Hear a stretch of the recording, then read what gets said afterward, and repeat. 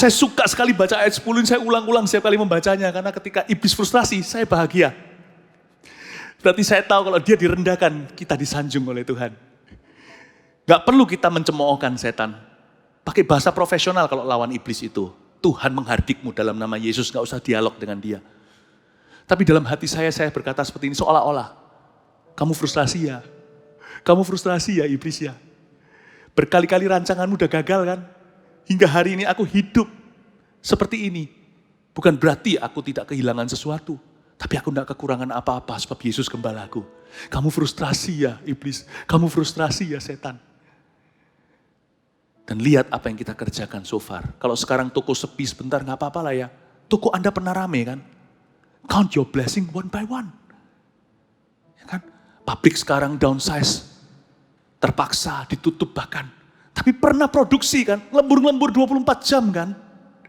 Count your blessing, name them one by one. Bukankah rumah itu kau beli dari hasil pabrikmu? Rumah yang Anda tempati sekarang untuk bisa online live streaming. Count your blessing, name them one by one. One penny saved is one penny earned. $1 saved is $1 earned. $1 atau 10.000 yang tidak hilang sama dengan 10.000 yang aku dapatkan. Jangan tunggu hilang baru kita cari. Apa yang ada pada kita, count them as blessings one by one. Kasih tepuk tangan untuk Tuhan, come on. Oh, ayat 10 setan frustrasi dengan kita. Kita tidak usah ngece dia, tidak usah mengejek dia, profesional saja. But I shall not fear. Karena gadamu dan tongkatmu mereka melindungi aku. Kita lihat ayat 11. Tapi ulurkan tanganmu dan jamahlah segala yang dipunyainya. Ia pasti mengutuki engkau di hadapanmu. Ini tetap kata-kata setan ya. Setan mendakwah salah. Ayub. Setan mendakwa Ayub di sini. Ia pasti mengutuki engkau di hadapanmu. Setan itu sok tahu. Gini ya. Kalau di sini dikatakan ia pasti mengutuki engkau di hadapanmu, berarti setan atau iblis sedang menuduh Ayub punya iman kepada Tuhan itu kemunafikan. Lah iyalah, gitulah kira-kira bahasanya. Lah iyalah tentunya, of course dong. Kalau engkau memberkati dia, dia akan jatuh cinta tergila-gila dengan Tuhan. Itu Ayub munafik. Dia begitu mencium Tuhan karena dia dapat sesuatu. He's a hypocrite. Itu yang dimaksudkan. Ia pasti mengutuki engkau di hadapanmu. Setan sok tahu. Tentunya dia salah, kita tahu cerita Ayub kan. Sampai akhirnya. Setan berkata, he's a hypocrite. Because he is rich. Tapi anehnya, coba lihat cara setan bekerja. Setan itu dengan instrumen-instrumen yang dia pakai, yaitu manusia, Satan is a hater. Setan itu seorang hater, setan itu seorang pembenci jikalau Tuhan adalah seorang pengasih. Setan selalu mencari momen, bagaimanapun Ayub akan salah di matanya. Setan akan mencari momen dan mencari keadaan untuk selalu menuduhnya. Setan dalam hal ini di ayat 11 menuduh Ayub sebagai seorang yang munafik cintanya kepada Tuhan karena kekayaannya. Nanti pada waktu Ayub jatuh dan jatuh miskin, dia kehilangan semua kan. Mau tahu enggak? Setan memakai orang-orang yang menasihati Ayub, teman-temannya, untuk sekali lagi mendakwa dia dan mengatakan bahwa dia munafik, tapi kali ini karena kemiskinannya. Dia menuduh bahwa Ayub, kamu orang yang munafik selama ini dengan Tuhan. Lihat kamu miskin sekarang, seperti ini, kamu tidak bisa memuji Tuhan. Jadi gimana pun juga Ayub akan salah. Bapak, ibu, saudara, iman di masa krisis kehidupan. Kita penting sekali untuk mendekat pada Tuhan. Jangan biarkan hatimu didakwa oleh setan. Cari kebenaran, bukan cari kesalahan. Beritakan kebenaran, bukan beritakan kesalahan. Tinggallah dalam kebenaran, bukanlah tinggal di dalam kesalahan.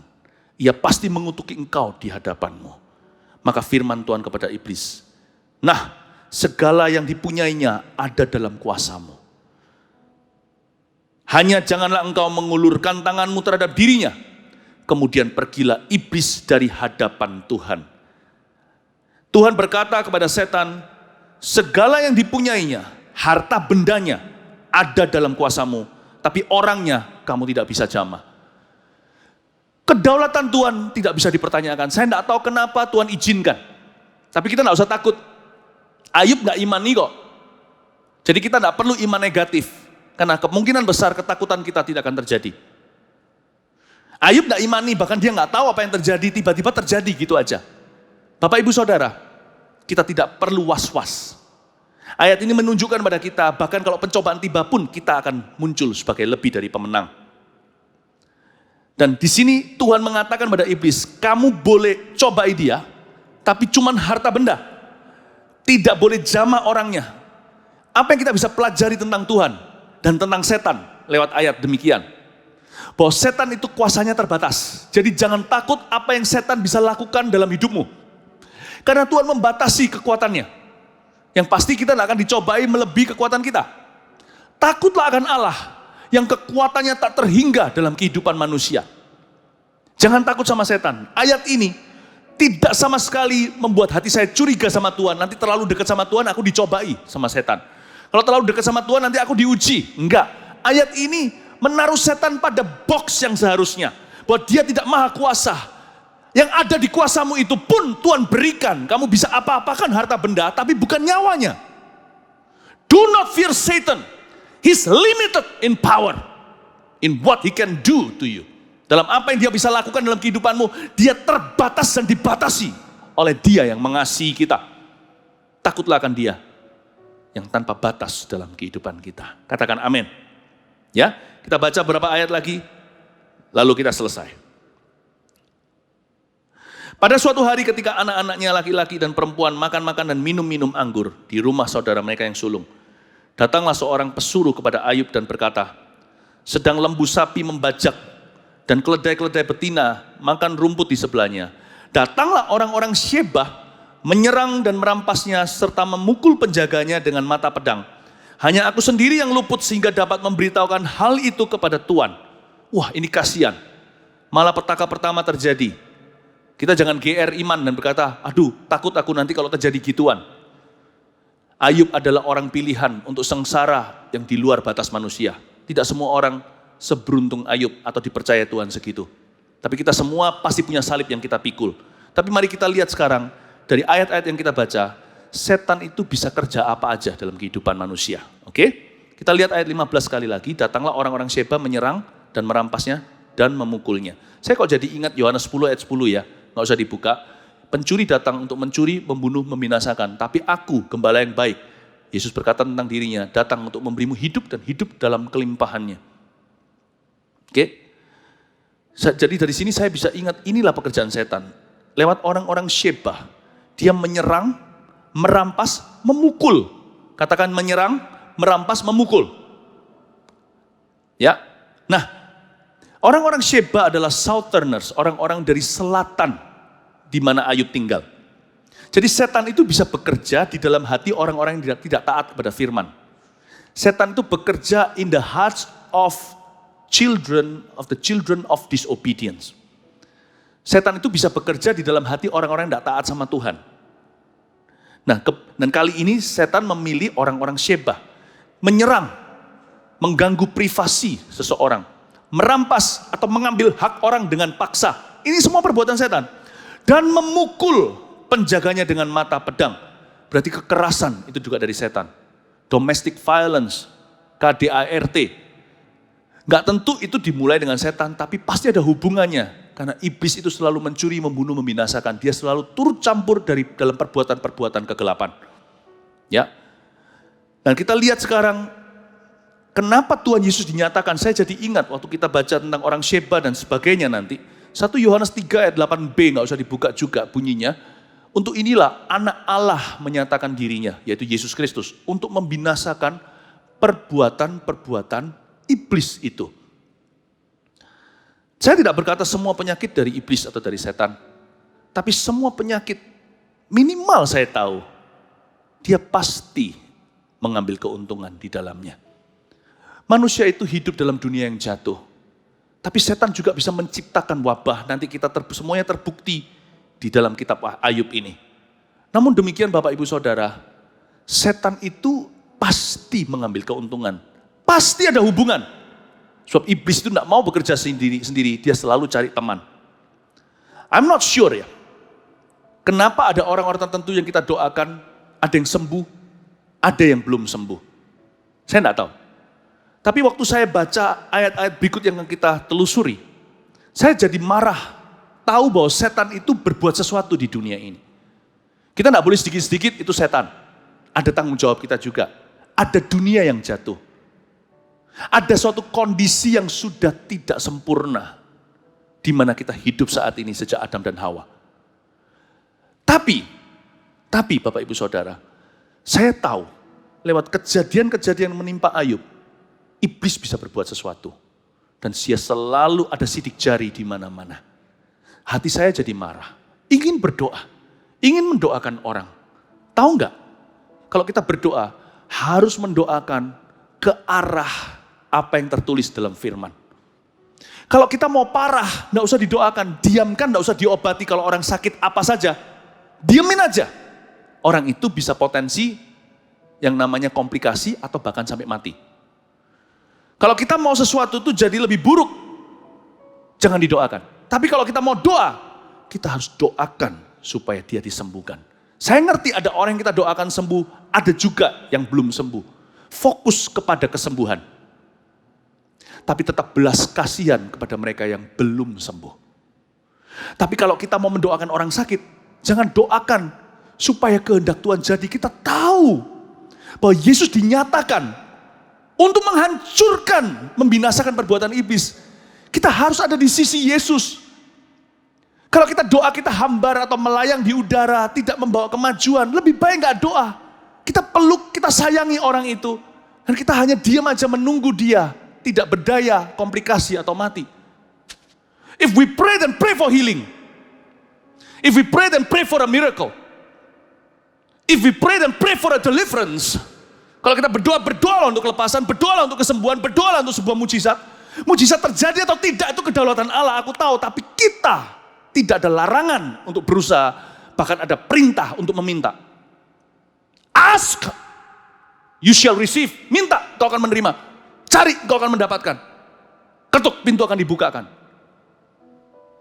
Saya akui, ada orang yang saya doakan belum sembuh juga. Tapi untungnya saya tidak fokus ke situ. Karena ada banyak orang sembuh karena kami doakan dengan iman yang bulat hati, iman yang teguh. Let's pray. Kita akan doakan orang-orang yang punya kebutuhan. Kalau Anda mau doa untuk bisnis Anda, doa dengan iman. Kalau tidak dengan iman, mending kita tunggu aja.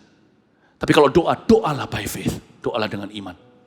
Doa itu harus ke arah apa yang tertulis dalam firman. Cari apa yang di dalam Alkitab, yang merema dalam diri Anda, untuk bisnis keluarga Anda, untuk kesehatan atau apa. Klaim itu. Sebab kau akan mengembang ke kanan, ke kiri, keturunanmu akan memperoleh bangsa-bangsa. Percayalah kepada Kristus. Engkau akan selamat engkau dan seisi rumahmu. Sebab Tuhan menilik dia di ranjangnya. Berbahagialah orang yang memperhatikan orang lemah. Sebab orang itu ketika sakit akan disembuhkan. Dialah Yehova Rafa, penyakit kita yang dipikul dan ditanggungnya. Kita punya sebuah perjuangan namanya iman. Iman tetap adalah jawaban dalam krisis kehidupan. Apapun nanti hasil akhirnya. Kita tidak bisa mengeluh sama Tuhan. Tuhan punya kedaulatan.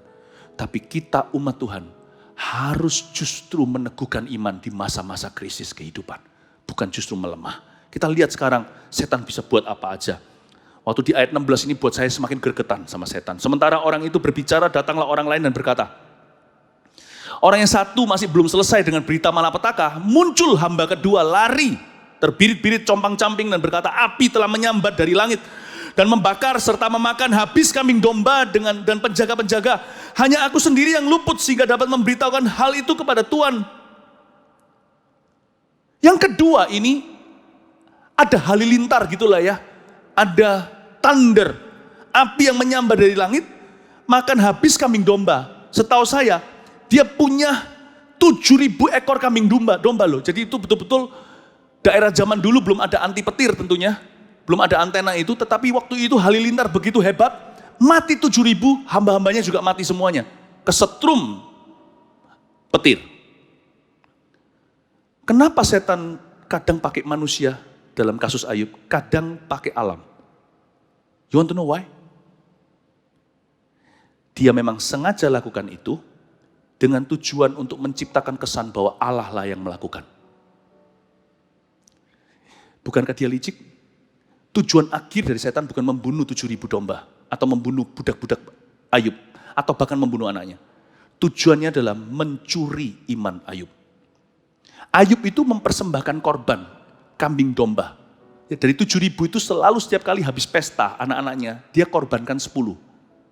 Nah ketika bahkan korban ini pun sekarang yang pertama dipetir, yang dibunuh dari ternaknya itu kambing domba persembahan. Dengan kata lain seolah-olah dia menciptakan sebuah kesan semoga Ayub salah paham dengan Tuhan. Bahwa Tuhan mengutuki persembahannya. Aku loh memberikan persembahan sama Tuhan, kenapa aku bangkrut? Aku loh mempersembahkan hidupku, kenapa kau izinkan itu? Di area di mana kau menyembah Tuhan, di situ setan serang. Dia ingin mencipta sebuah kesan bahwa Tuhanlah yang melakukan. Tuhanlah dalangnya. Lihat itu. He has cursed your blessing. Dari semua hewan, pilihan pertama adalah korban sembelihan. Itu membuat supaya Ayub kebingungan. Setan itu licik sekali. Licik luar biasa. Yang dia mau dari semua krisis kehidupan kita, termasuk krisis yang melanda dunia, yang diinginkan bukanlah orang-orang yang mati karenanya. Tapi iman-iman yang mati karenanya. Kita lihat sekarang ayat 17. Sementara orang itu berbicara, datanglah orang lain dan berkata, orang-orang Kasdim membentuk 3 pasukan, lalu menyerbu unta-unta dan merampasnya, serta memukul penjaganya dengan mata pedang. Hanya aku sendiri yang luput sehingga dapat memberitahukan hal itu kepada Tuhan. Kali ini pakai orang utara, Kasdim. Dibentuk 3 pasukan, berarti setan itu bisa memberi perintah kepada hati yang tinggal dalam kegelapan. Itulah sebabnya dalam krisis kehidupan, hati saya mau diterangi firman. Sebab bahaya-bahaya, super bahaya. Kalau hati kita tinggal dalam kegelapan, kita masuk di dalam ranah wewenang authority atau teritorinya setan untuk dia perintahkan sembarangan. Kalau saya diperintahkan sesuatu masuk ke saya, penyakit contohnya, atau diperintahkan sesuatu depresi atau sesuatu, masih mending daripada saya diperintahkan untuk melukai atau merusak kehidupan orang lain. Itulah sebabnya jaga hati dengan segala waspada. Kalau tidak, setanlah akan jadi tuannya. Orang Kasdim sudah menjadi tawanan setan. Peperangan kita bukan melawan orang Kasdim, darah dan daging, bahkan wabah. Tapi setan memerintahkan mereka dalam 3 pasukan untuk merampas dan memukul mereka.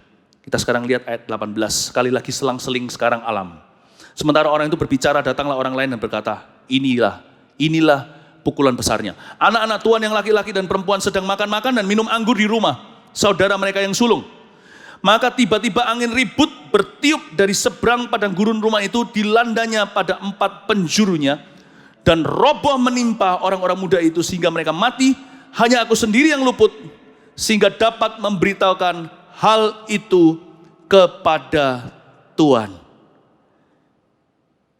Selang-seling dia pakai orang utara, orang selatan, lalu dia pakai halilintar petir, sekarang dia pakai angin, pakai angin taufan yang luar biasa, pohon-pohon berjatuhan, tapi yang roboh adalah rumah yang langsung menindih 10 jantung hatinya, yaitu putra-putrinya.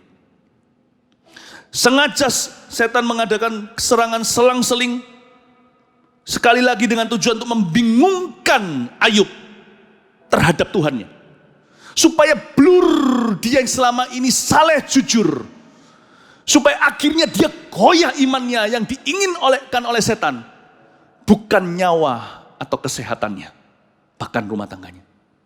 Dia ingin imannya Ayub pergi. Sirna, broken, hancur. Jadi kita harus tahu yang ditakuti setan itu bukan obat. Iman kita. Itu yang utama. Yang diinginkan setan bukan harta. Iman kita. Berarti iman kita itu juga adalah jawaban pada akhirnya. Sekalipun Tuhan bisa punya. Ingat gak? Daud ketika dia membunuh Goliat, dia pakai alat. Ada batu 5 licin loh ya, tapi dia pakai 1 aja. Sudah berhasil. Saya berdoa, apapun yang kita alami di dunia ini selalu ada solusinya. Selalu ada ketapelnya dari Tuhan. Tapi ingat, cetusan Daud jelas bahwa ini berhasil bukan karena batu itu licin, tajam ujungnya, atau ketapelnya itu kuat. Dia berkata, aku datang kepadamu bukan dengan lembing dan tombak, tetapi dengan nama Tuhan. Faith is number one. Faith is the beginning, faith is the end. Di tengah-tengah itu alat, obat, dan sebagainya. Itu semuanya. Tapi percayalah, taruhlah harapan pada Tuhan, karena Tuhanlah yang menjaga pada ujungnya. Amin Bapak Ibu Saudara. Dan ingat yang diminta oleh Goliat, yang dimaui oleh Goliat, bukanlah nyawanya Daud, Saul, dan semua tentara Israel. 40 hari, dia 40 hari hanya mengejek-ngejek tentara pasukan Tuhan. Yang dia inginkan bukan nyawa mereka, yang diinginkan adalah iman mereka. Berarti iman itulah nanti solusinya. Karena yang paling ditakuti setan, itu biasanya adalah nuklirnya. Jangan kehilangan iman pada saat krisis kehidupan. Pakailah imanmu untuk segala sesuatu. Bukan hanya untuk minta mujizat. Pakai iman untuk discover yourself. Untuk mempertahankan groundmu. Untuk bisa menjalin hubungan. Pakai iman kepada Tuhan dalam segala perkara. Kali ini dia selang-seling pakai cara orang maupun lewat kejadian untuk membingungkan Ayub. Agar supaya Ayub kecewa dengan manusia dan kecewa dengan Tuhannya. Kita harus tahu apa yang setan mau. Lewat krisis-krisis kehidupan. Dia mau kita meninggalkan Tuhan. Karena manusia hidup akan mati. Yang dia mau adalah roh kita selama-lamanya tidak akan selamat bersama dengan Bapa. Jagalah hatimu dalam segala waspada. Tuhan tetap beserta kita. Kasih tepuk tangan untuk Tuhan Yesus. Mari kita semua bangkit berdiri. Ayat 20 dan 20 sampai 22 di akhir pasal pertama akan saya bahas sesi berikutnya. Waktu saya berjumpa dengan Anda sekali lagi. Kita akan nanti masuk ke Ayub pasal 2. Saya lanjutkan cerita di sana bagaimana Ayub menang atas depresi dan sebagainya. Tapi for now, untuk yang sekarang ini, di ibadah yang satu ini, cukup sampai ayat terakhir yang kita baca. Sekarang kita tahu setan bisa berbuat apa. Tapi kita lebih tahu Allah sanggup berbuat segala perkara. Dia melakukan segala sesuatu, tiada yang mustahil baginya. Kasih tepuk tangan untuk Tuhan kita. Kasih sorak-sorai, percaya. Haleluya. Mari kita nantikan janji Tuhan. Ku percaya akan janjimu. Tak sedetik pun aku ragu. Satu hal ku tahu, bahwa janjimu tak akan pernah lekang oleh waktu. Pasti digenapi, pasti digenapi. Ku percaya akan janjimu. Ku percaya akan janjimu. Tak sedetik pun aku ragu. Satu hal ku tahu, bahwa janjimu tak akan pernah lekang oleh waktu. Pasti digenap.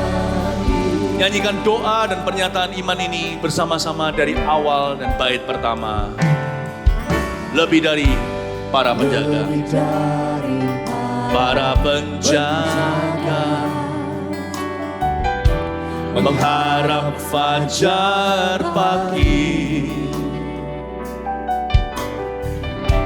Segenap asaku dan relung hati berharap padamu. Walau ku tak dapat melihat jalanmu. Katakan dengan tegas, namun ku memilih. Namun ku memilih untuk percaya penuh padamu, Yesus. Angkat tangan dan suaramu, katakan dengan iman, ku percaya akan janji Tuhan. Ku percaya akan janjimu. Tak sedetik pun aku ragu. Satu hal ku tahu, bahwa janjimu tak akan pernah lekang oleh waktu. Pasti digenapi.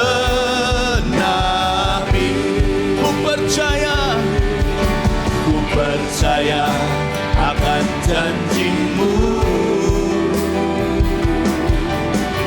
Tak sedetik pun aku ragu. Satu hal ku tahu, bahwa janjimu tak akan pernah lekang oleh waktu. Pasti digenapi, pasti digenapi, pasti digenapi, pasti digenapi,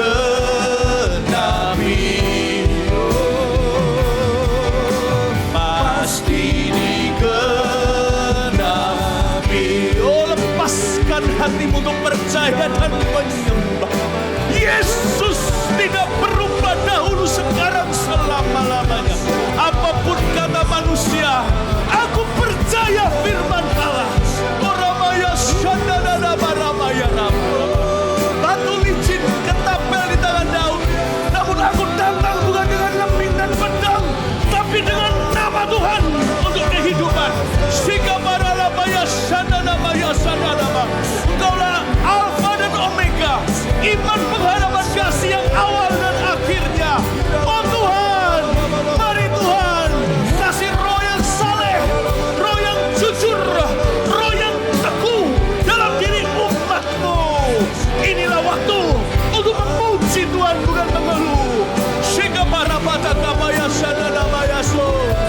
Biara labayase arayaso. Binaya oh.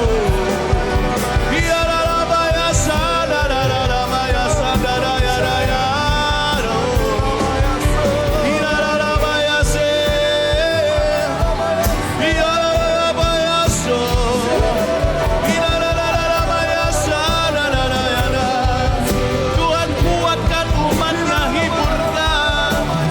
Oh, bimbing kami ke air yang tenang. Oh, tuntun kami di jalan yang benar. Oleh karena nama-Mu, kami datang dengan nama Tuhan. Nama Tuhan, nama yang teguh. Orang yang percaya akan berlari ke dalamnya dan diselamatkan. Orang makamaya syadana, Engkaulah gunung batu.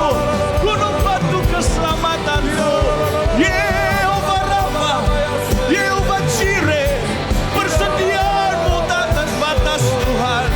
Engkaulah kesembuhan. Oramaya sandara raya sande. Ia bayara labaya so. Ia maya sande.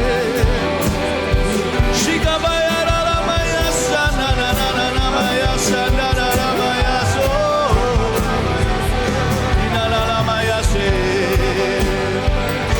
Inala maya mama maya sandara maya sandara maya so.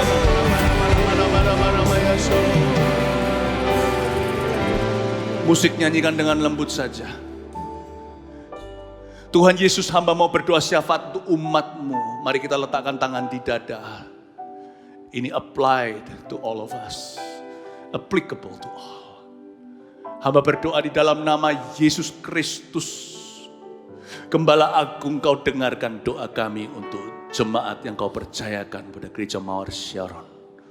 Hamba berdoa di dalam nama Yesus Kristus. Bagi setiap business owner yang sekarang harus downsizing operation, mengurangi staff, dan juga mungkin jam kerja dan sebagainya. Tuhan kasih damai sejahtera. Hamba berdoa di saat-saat seperti ini tiap hari mereka akan tahu apa yang harus diperbaiki. Seperti murid-murid ketika mereka beristirahat di tepi lautan, di tepi pantai Danau Galilea. Mereka memperbaiki jala. Hamba berdoa hari-hari ini munculkan strategi-strategi baru yang menyongsong musim baru di dunia. Kemudian setelah melewati yang satu ini, hamba berdoa ya Tuhan Yesus, saat ini ya Tuhan Yesus, Engkau berkati dengan damai sejahtera, agar yang mengambil keputusan untuk downsizing, Kau berikan peneguhan di dalam hati mereka, bahwa ini bukanlah akhir, ini adalah permulaan sesuatu yang baru. Hamba berdoa di dalam nama Yesus, kirimkan kepada toko-toko daripada jemaat, customer-customermu, Engkaulah Allah 5 roti 2 ikan, kirimkan. Ya Tuhan Yesus, yang dari Engkau datangnya, yang entah dari mana tiba-tiba muncul di depan mereka. Tuhan yang menyuruh gagak untuk datang, suruhlah rezeki untuk tiba, karena mereka punya penghidupan keluarga yang harus mereka terus dukung ya Bapa.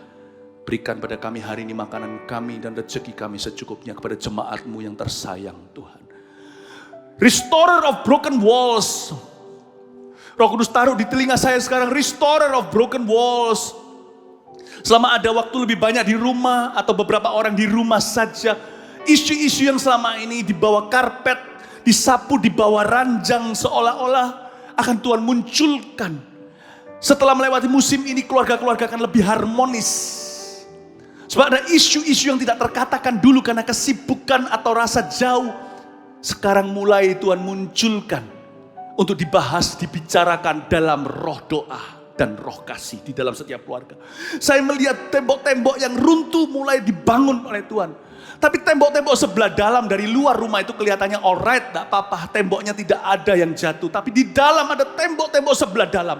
Pilar-pilar yang jadi struktur itu akan satu persatu Tuhan perbaharui. Hamba berdoa memberkati dialog-dialog di rumah-rumah, di meja makan, di ranjang. Ketika ayah ketemu dengan anaknya, suami dengan istrinya, mama dengan putra-putrinya ya Tuhan Yesus. Antara saudara dengan saudara, aku berdoa ya Tuhan, I bless their dialogues, dialog mereka dengan Kristus.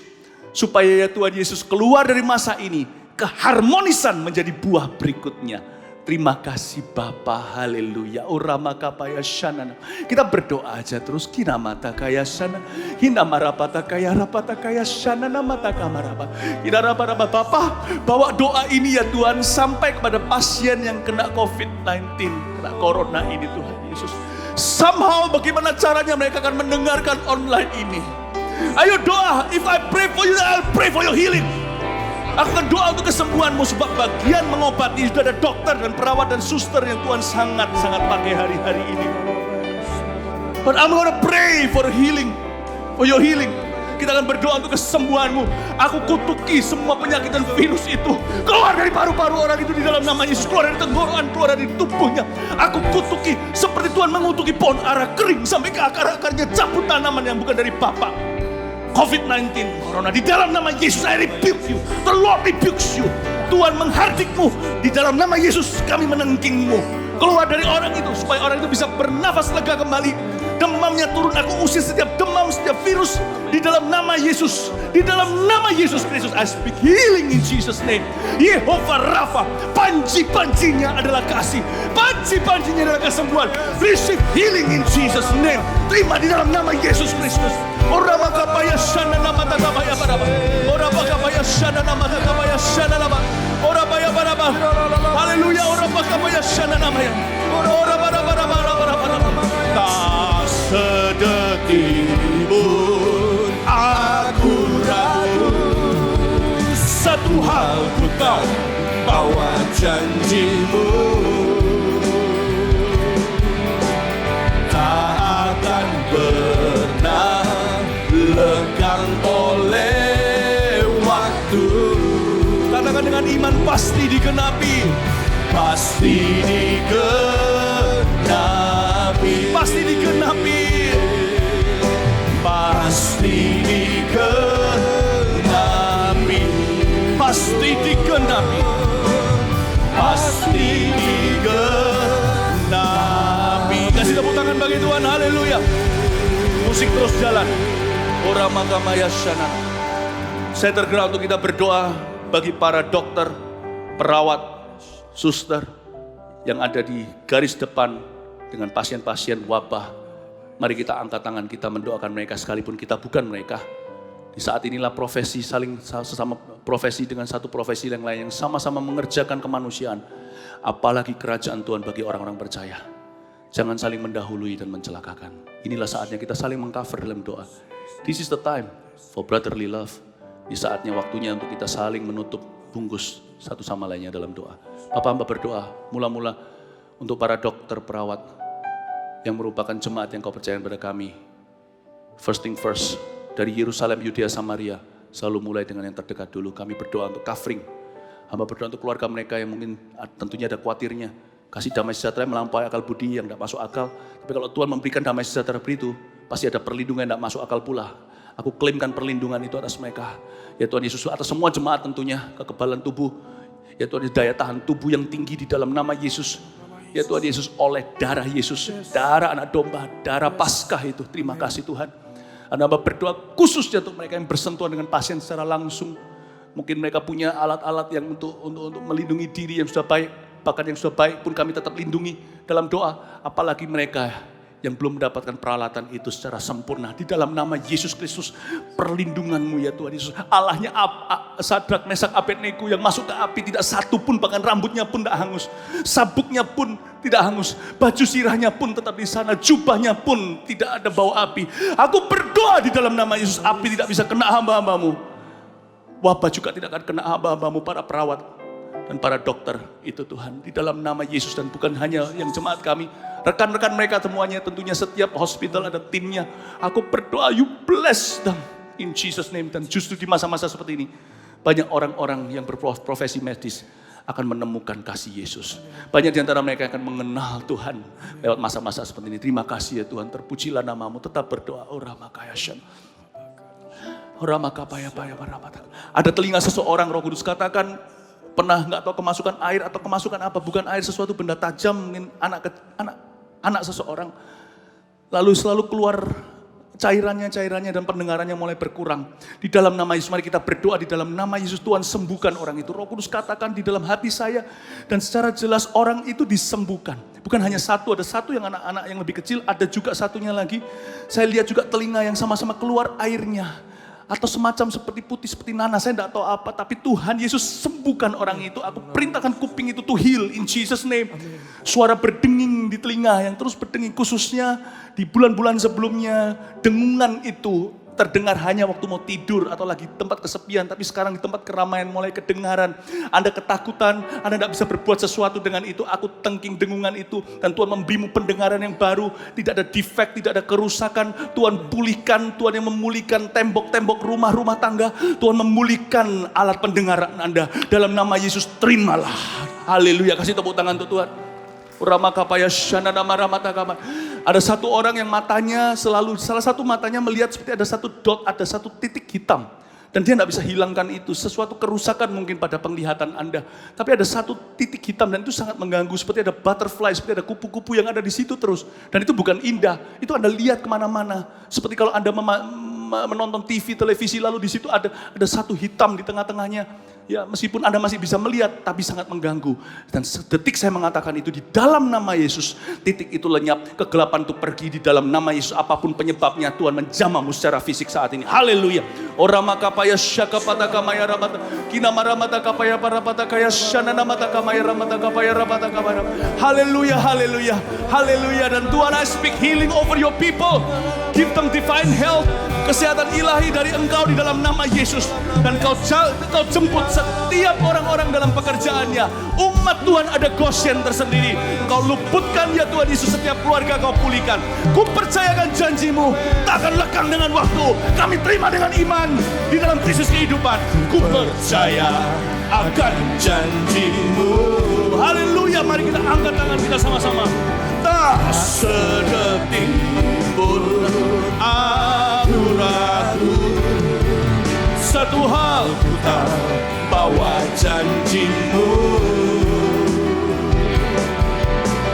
tak akan pernah lekang oleh waktu. Pasti digenapi, pasti digenapi. Mari kita angkat tangan kita. percaya akan janjimu. Tak sedetik pun aku ragu. Satu hal ku tahu, bahwa janjimu tak akan pernah lekang oleh waktu. Pasti digenapi, pasti digenapi,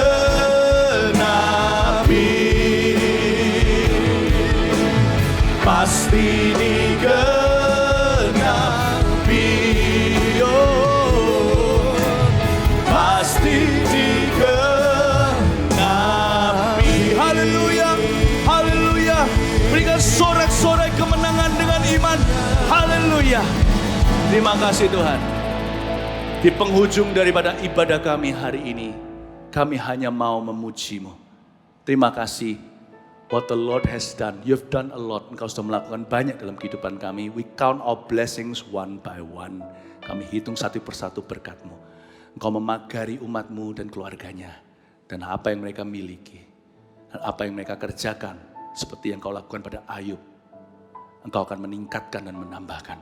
Terima kasih untuk musim ini, di mana kami bisa mendekat pada Tuhan dan menghargai perkara sederhana lagi. Thank you untuk detox-detox yang dari Tuhan datangnya. Hidup kami tentunya di dunia ini sudah terlalu enak Tuhan. Kau siapkan kami menjadi umat yang layak. Suatu hari bertemu dengan Tuhan yang tidak duniawi, yang sorgawi. Thank you untuk musim ini.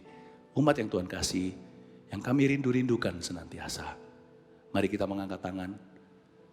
Saya tidak bisa berkata pulanglah, membawa dengan berkat Tuhan, karena Anda ada di rumah kemungkinan besar. Saya hanya berkata, Yesus datang ke rumah Anda, tidak pernah meninggalkan. Yesus yang kuberitakan di sini, yang kita puji di rumah Tuhan, ada di rumah Anda.